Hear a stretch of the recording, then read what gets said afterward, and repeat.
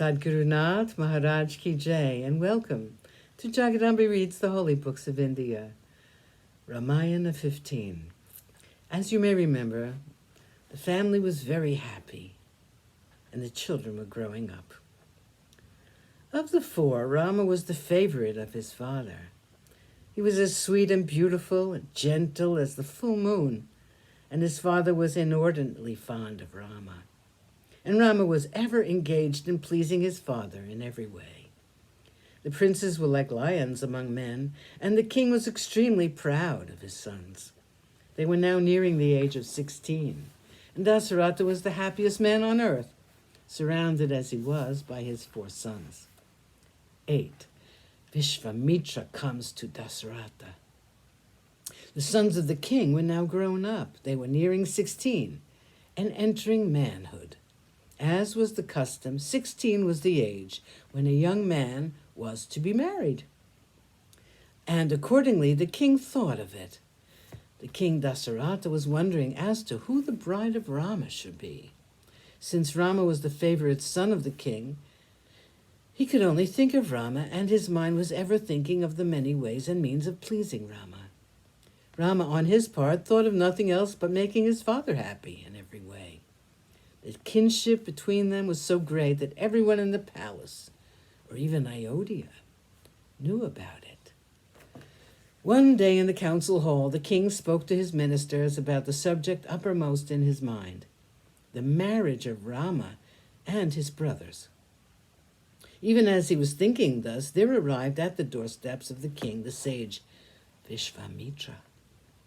He accosted the doorkeepers and said, "Go and announce to the king about my arrival.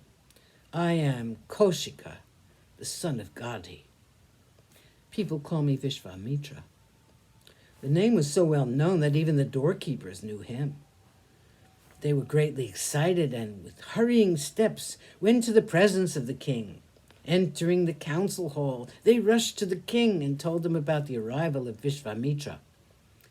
The king was greatly pleased that such an illustrious rishi should have come to see him. He got up from the throne and, accompanied by his preceptors, he went to receive the rishi. Padya in hand, Dasarata stood before the guest and washed his feet. He then offered arghya and the other prescribed objects used for worshipping such guests. Accepting the welcome of the king with grace and with a smile, Vishvamitra entered the palace of the king. He made the conventional inquiries about the kingdom, about the subjects, about the welfare of the people, and in return Dasarata spoke about the ashram of the rishi, his tapas, and the welfare of the inmates of the ashram. When the formalities were over, Vishvamitra paid his respects to Vashishta and the others. He accepted the seat offered to him. The king then spoke to Vishvamitra. He said, "Your coming is like a godsend to me, like the divine nectar to a human being, like rainwater to one who is thirsty, like the birth of a son to a man and his good wife, like the finding of a treasure to one who has lost his entire wealth.